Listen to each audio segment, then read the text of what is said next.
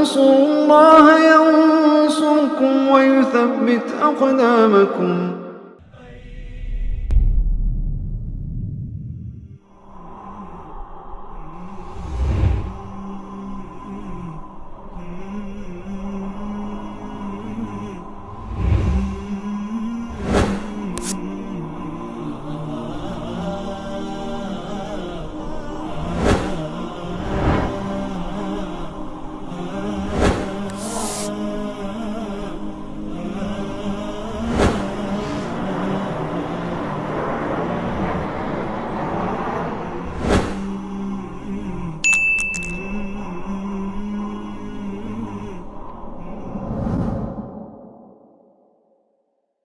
Dakwah itu tugas siapa?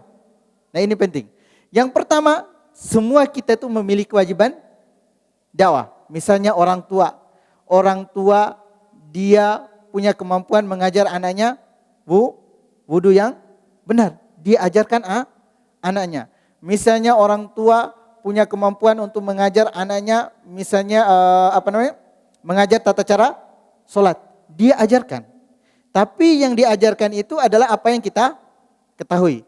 Nah, di dalam berdakwah kepada kebaikan dan kebenaran, terkadang ada orang yang bisa mengajar. Ada orang lain, dia tidak bisa mengajar, tapi dia punya modal. Ada yang lain tidak bisa mengajar, punya modal, tidak punya modal, tapi bisa jadi supir gitu kan. Ustadz pergi kajian gitu kan, dia yang ngantarin. Jadi proses dakwah ini bukan proses tugas seorang ustadz. Maka dikatakan bahwa tugas Nabi Muhammad ana wa manit tabani. Ketika dikatakan tentang ayat perintah berdakwah, maka dikatakan dalam Al-Quran, ana wa manit tabani. Ini jalanku dan jalan orang yang mengikutiku. Artinya umat Nabi itu pada semuanya adalah umat dakwah.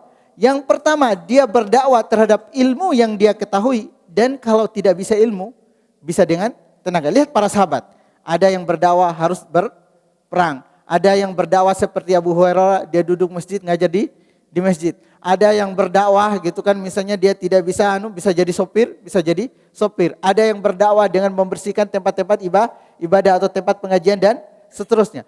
Jadi proses gabungan inilah yang melahirkan kita itu sebagai umat. Jadi umat itu bukan kerja satu orang. Soalnya kadang kita berpikir itu dakwah itu tugas para ustadz. Mana bisa ustadz dakwah di sini, misalnya kalau nggak ada si Najib yang ngatur jadwal gitu kan, yang panggil ustadz. Kalau nggak ada si Opan gitu kan, yang kameramen dan seterusnya. Kalau nggak ada dan seterusnya yang ngatur kebersihan masjid.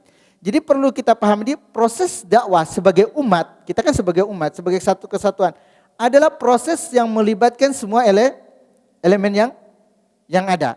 Jadi kita berdakwah di sini, semua kita berdakwah sesuai dengan kemampuan kita, dan kita ingat semua tawasau, saling mewasiatkan, saling menasihati. Artinya sebagian yang lain pasti ada kelebihan dan ada kekurangan dalam satu bidang, disitulah kita saling. Saling itu artinya dua arah. Si A menasihati si B dalam urusan C misalnya, si B menasihati si A dalam urusan D. Maka dikatakan watawasau bil haqqi.